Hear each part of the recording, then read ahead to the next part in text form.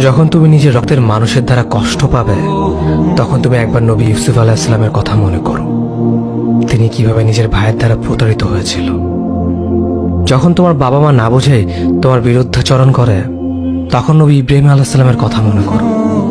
তার বাবা তাকে আগুনে নিক্ষেপ করায় ভূমিকা রেখেছিল।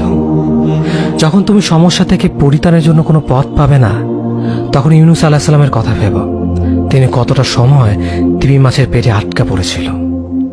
যখন তোমার নামে কেউ মিথ্যা অপবাদ ছড়িয়ে দেবে, তখন মা আয়েশা রাদিয়াল্লাহু আনহার কথা মনে করো।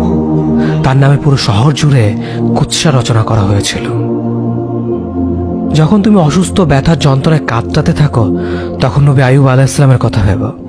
তিনি ভয়ঙ্কর এক ভাইরাসজনিত রোগে আক্রান্ত হয়ে তোমার থেকে বেশি কষ্ট পেয়েছিল। যখন তুমি দিনের কোনো বিধান নীতিতে যুক্তি খুঁজে পাও না, তখন নবী নূহ আলাইহিস সালামের কথা ভেবো। তিনি কোনো প্রশ্ন ছাড়াই মরুভূমিতে নৌকা তৈরি করেছিল।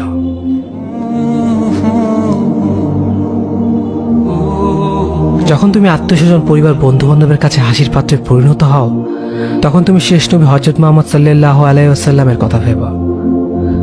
রাসূল সাল্লাল্লাহু আলাইহি ওয়াসাল্লাম বলেছিলেন, সবচেয়ে বড় পরীক্ষা দিয়ে সবথেকে বড় পুরস্কার আসে। যখন আল্লাহ কাউকে ভালোবাসেন, তখন তাকে পরীক্ষা করেন, এবং যে এই পরীক্ষাগুলো মেনে নেয়, সে আল্লাহর সন্তুষ্টি অর্জন করে। আর যে অভিযোগ করে, সে তার ক্রোধের পাত্র হয়। হে আল্লাহ, তোমার কথা মনে করা, তোমার প্রতি কৃতজ্ঞ হওয়ার এবং তোমার ইবাদত করার তৌফিক আমাদের দান করো। আমিন। যেভাবে তুমি সন্তুষ্ট হও, সেভাবেই আমাদের পরিচালিত করো।